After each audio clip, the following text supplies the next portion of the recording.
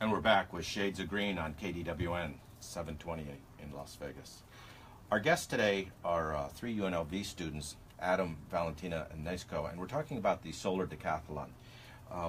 It's been a great segment, and we're going to go right into what is your timeline on the solar decathlon? So this Thursday, we're actually going into our 100% document submittal to the DOE.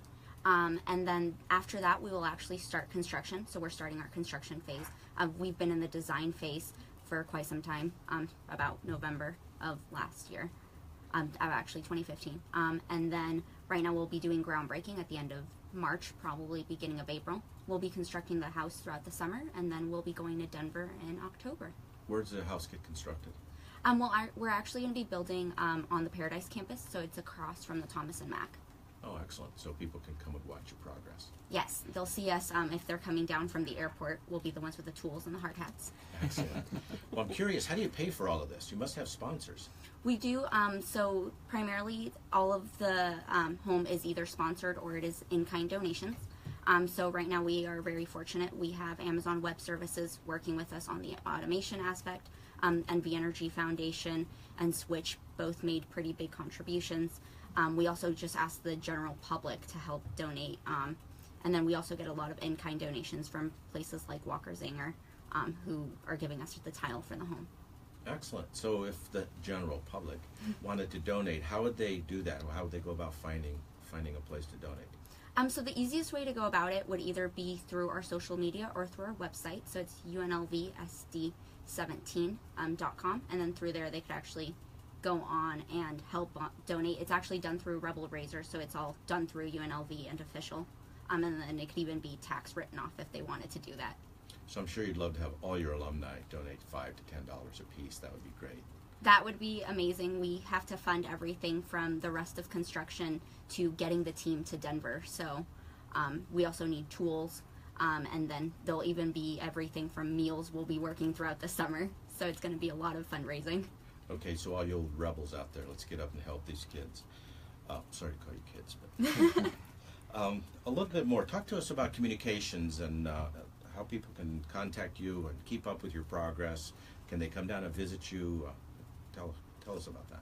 So as far as communications goes, it's actually one of the contests as part of the competition. So on the 2013 team, that was one of the reasons they actually did so well, was because their communications were very successful. So we have social media. We're on Facebook, Instagram, and Twitter.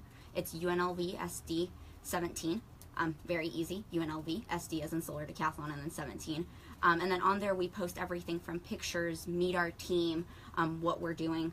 And that's really to not only build awareness about our team, but also to build awareness about the competition and the importance of solar energy and solar building.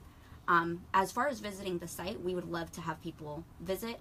Once construction gets going, people are going to have to go through a little bit more security. It's for their safety. But other than that, they can always just reach out to us on social media, reach out to us via the website, or just email me directly, and we can arrange a tour.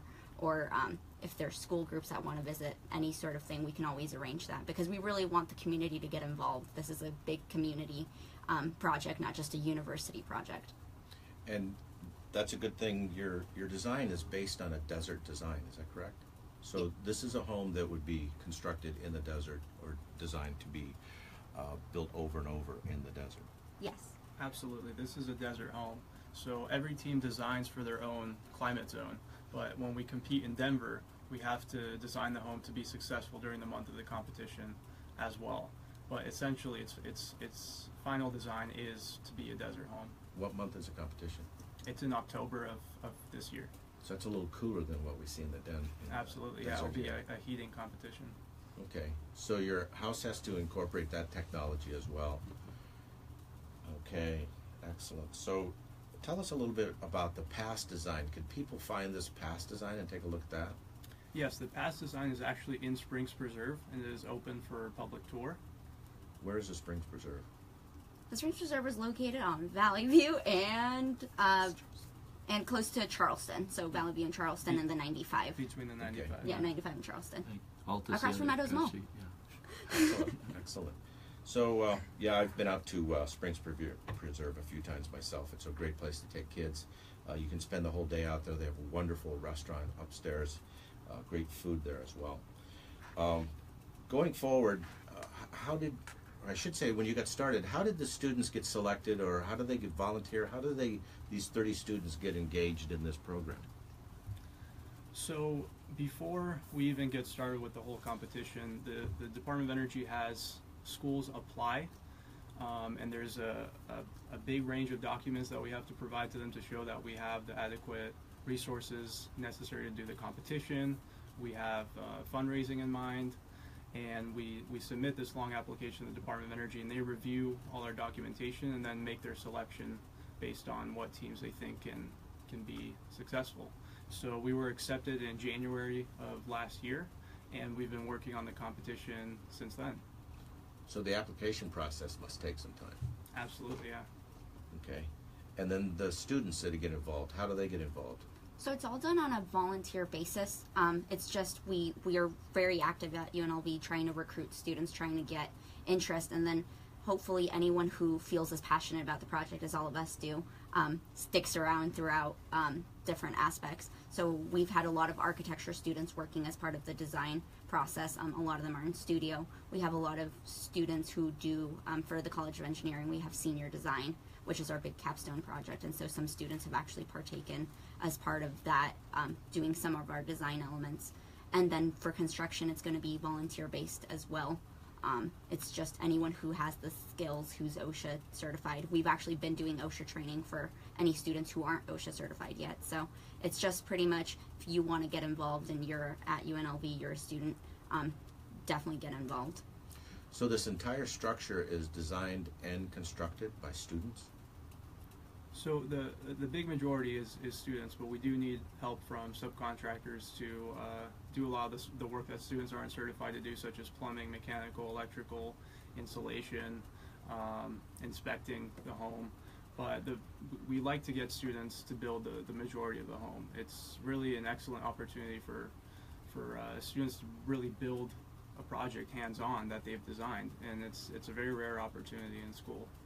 Well, I'm an old craftsman myself, and I've always felt that that's one of the things that's being lost in this country is learning craftsmanship. I went to a technical high school myself. Do the students learn these skills at the university? Are they learning carpentry skills and plumbing skills and these kind of skills so they can put them into practice?